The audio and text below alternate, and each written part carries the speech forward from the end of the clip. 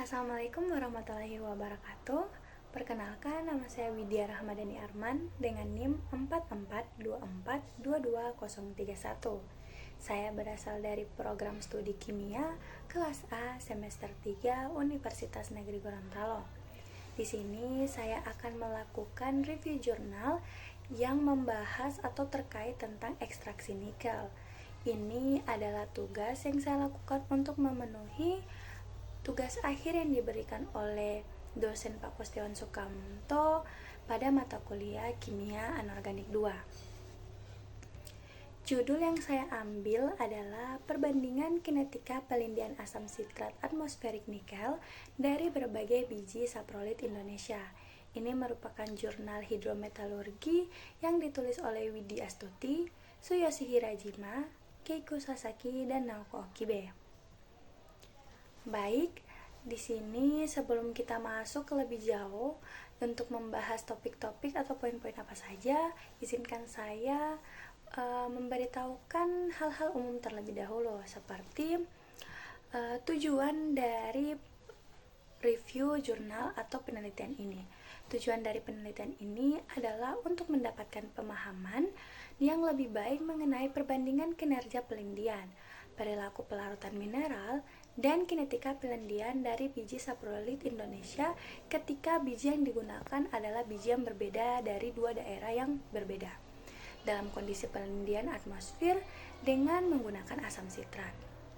Jadi ini merupakan salah satu teknik penting yang patut diketahui agar nantinya apakah dapat menjadi alternatif yang lebih baik ke depannya, kita akan mengetahuinya di pembahasan kali ini. Baik, selanjutnya karena ini adalah jurnal atau review jurnal yang terkait dengan ekstraksi nikel, ada baiknya kita tahu terlebih dahulu apa itu nikel.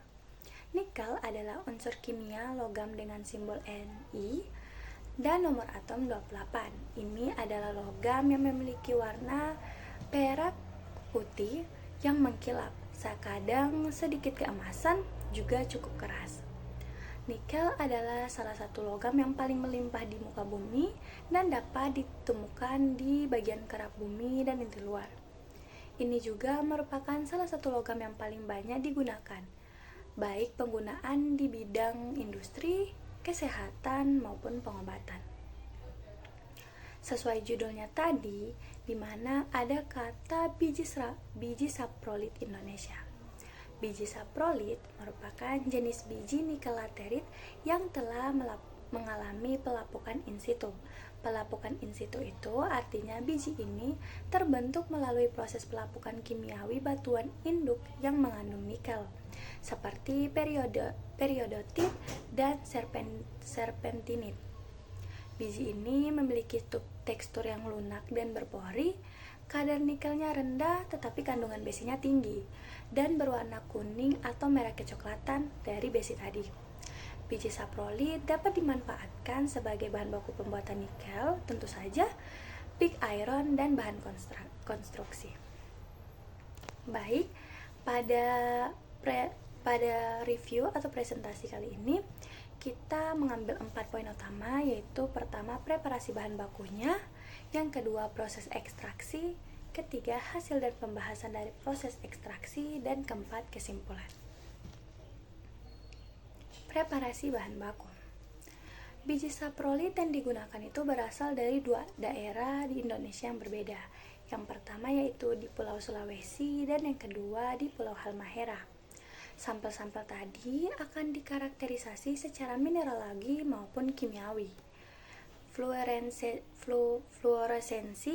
sinar X, dan spektroskopi emisi plasma optik yang digabungkan secara induktif digunakan untuk menentukan komposisi kimia dari sampel-sampel tersebut. Sebelumnya, emisi plasma optik adalah proses pelepasan energi dalam bentuk cahaya oleh plasma. Lanjut, fasa mineral dari sampel biji mentah diidentifikasi dengan difraksi sinar X menggunakan radiasi CUK alfa atau cuka alfa pada rentang 20,5 derajat sampai 80 derajat Celcius. Tegangan akselerasi dan arus dari masing-masing yang digunakan adalah 40 kF sampai 40 mA dengan kecepatan pemindaian 2 derajat per menit. Dan angka pemindaiannya 0,02 derajat. Sebelumnya ada istilah radiasi CUK alfa. Radiasi CUK alfa adalah jenis sinar X yang dihasilkan oleh transisi elektron dari orbital L ke orbital K dalam atom tembaga. Radiasi ini memiliki panjang gelombang sekitar 5418 yang merupakan panjang gelombang sinar X yang paling umum digunakan dalam difraksi sinar X. Baik, kita lanjut. Informasi tambahan mengenai komposisi mineral yang digunakan itu didapati dari spektroskopi inframerah transformasi Fourier, analisis termografimetri diferensial dari sampel biji dilakukan dari suhu kamar hingga 1250 derajat Celcius dengan laju pemanasan 10 derajat Celcius per menitnya. Untuk memperjelas kandungan mineral setiap sampel, pemindaian mikroskopi elektrospektroskopi sinar X dispersif energi digunakan untuk menentukan kandungan nikel dari berbagai mineral melalui pemetaan logamnya. Baik, kita lanjut. Yang kedua yaitu proses ekstraksi. Pada proses ekstraksi sendiri, percobaan pelindian dilakukan dengan menggunakan labu ukur berukuran 300 mili dalam pengocok yang memiliki kecepatan 200 rpm dan mempunyai tekanan atmosfer. Pada kecepatan pengocok 200 rpm, bubur biji dan reagen pelindian memiliki suspensi yang baik. Dipastikan bahwa bubur telah tercampur dengan baik. Asam sitrat tingkat analitik digunakan untuk menyiapkan larutan. Pengaruh suhu, pelindian, konsentrasi asam sitrat, dan ukuran partikel biji dievaluasi untuk mengetahui perilaku pelindian nikel pada setiap biji. Harap diingat, 3 faktor ini merupakan hal yang akan dibahas nantinya di hasil dan pembahasan. Kepadatan pulp dijaga konstan pada 20%. Tingkat pelindian dipantau dengan mengambil sampel bubur tadi secara berkala, di mana pH diukur dengan menggunakan pH meter, logam terlarut dianalisis dengan ICP-OES menggunakan prosedur standar. Analisis XRD dan FTIR dilakukan terhadap residu pelindian untuk menentukan fase mineral setelah pelindian dan mempelajari perilaku pelarutan mineralnya.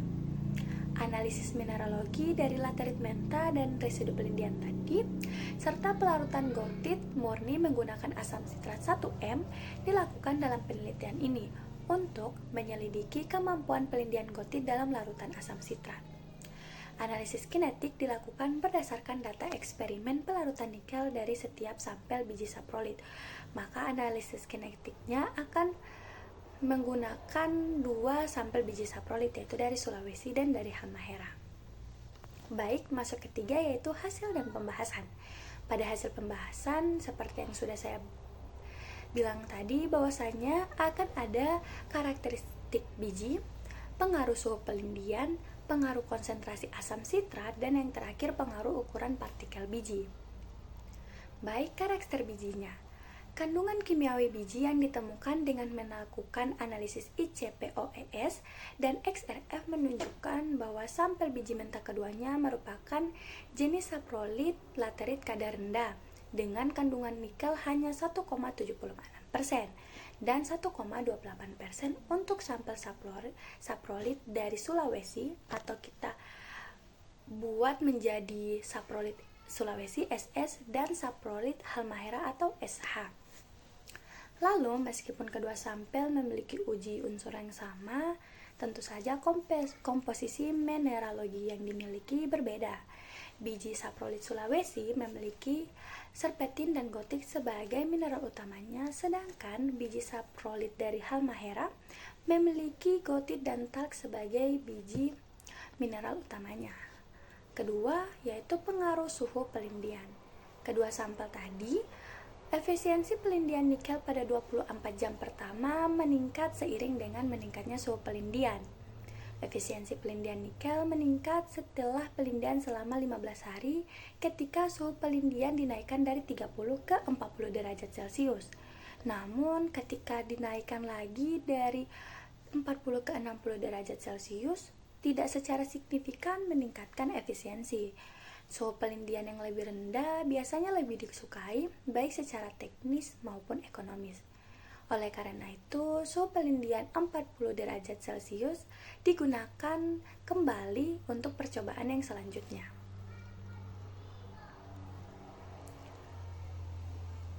Hasil percobaan juga menunjukkan bahwa laju pelindian nikel dari saprolit Sulawesi lebih cepat dibandingkan dengan biji saprolit Halmahera, dan laju pelindian nikel maksimum yang dicapai dari biji saprolit Sulawesi lebih tinggi dibandingkan dengan biji saprolit Halmahera pada semua temperatur pelindian dan pada kondisi pelindian yang sama.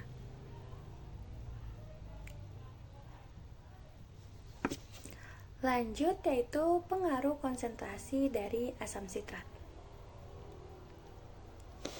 Ekstraksi maksimum dicapai ketika konsentrasi asam sitrat itu 1 m. Ekstraksi nikel meningkat dengan meningkatnya konsentrasi dari asam sitrat sendiri.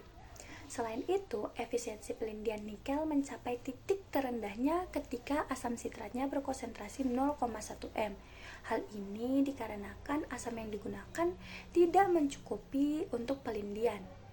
Selain itu, ditemukan bahwa 1 m merupakan konsentrasi asam sitrat yang optimum, karena ketika dilakukan dengan konsentrasi asam sitrat 2 m tidak menyebabkan peningkatan pelindian nikel yang signifikan.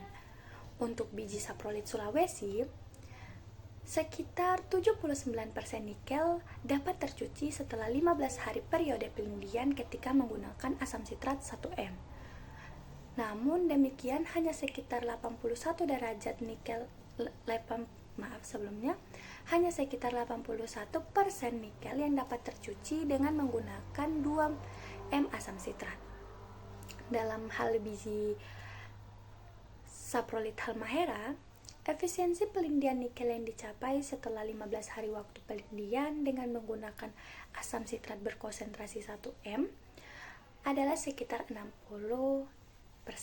Sedangkan ketika menggunakan asam sitrat berkonsentrasi 2 m, yang dapat dicuci adalah sekitar 73%. Ditemukan juga bahwa larutan dengan konsentrasi asam sitrat yang lebih tinggi dari 1 m lebih kental, sehingga pengocokan selarinya menjadi kurang efektif.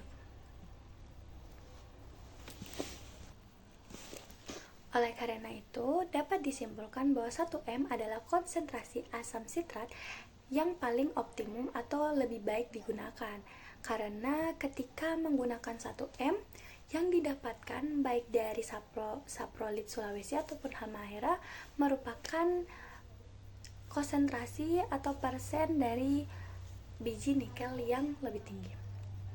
Yang terakhir yaitu pengaruh ukuran partikel biji.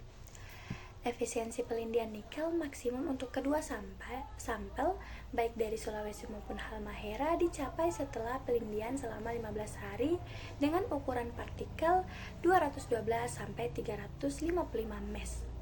Hasil tersebut menunjukkan bahwa efisiensi pelindian nikel dari biji saprolit Sulawesi lebih tinggi dibandingkan dengan yang dari saprolit Halmahera pada semua kondisi pelindian.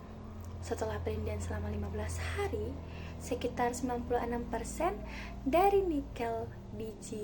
biji nikel saprolit Sulawesi itu ketika menggunakan asam sitrat 1 m didapatkan, sedangkan pada biji saprolit Halmahera setelah 15 hari dengan pelindian yang sama juga asam sitrat 1 m hanya didapatkan sekitar 73%, di mana keduanya melewati pelindian yang sama. Baik, setelah banyaknya penjabaran dari saya, kita tarik kesimpulan terlebih dahulu, yaitu kandungan kimiawi biji mengindikasikan bahwa kedua sampel tersebut adalah tipikal sampel laterit saprolit kadar rendah. Meskipun kedua sampel memiliki kandungan kimia yang serupa, kembali lagi komposisi mineralnya berbeda. Biji saprolit Sulawesi mengandung serpentin dan gotit sebagai mineral utama, sedangkan biji saprolit Halmahera mengandung talk dan gotit sebagai mineral utamanya. Kedua, yaitu efisiensi pelindian maksimum dicapai dari biji saprolit Sulawesi yaitu 96% dan biji saprolit Halmahera 73%. Pada kondisi pelindian yang sama, waktu yang sama yaitu 15 hari, konsentrasi asam sitrat yang sama 1M, temperatur pelindian yang sama 40 derajat Celcius, juga ukuran partikel biji yang sama antara 212 sampai 355 mes, serta kecepatan pengocokan 200 rpm. Baik, itulah review atau presentasi saya terkait salah satu jurnal yang membahas tentang ekstraksi nikel, yaitu perbandingan kinetika pelindian asam sitrat atmosferik nikel dari berbagai biji saprolit Indonesia yang menggunakan 2 sampel biji, yaitu dari Sulawesi dan Halmahera. Kurang dan lebihnya saya mohon maaf apabila di tengah-tengah presentasi ada penggunaan kata yang salah atau informasi yang tidak jelas. Sekali lagi saya mohon maaf. Saya Widya Ramadhani pamit undur diri. Sampai berjumpa di video selanjutnya. Assalamualaikum warahmatullahi wabarakatuh.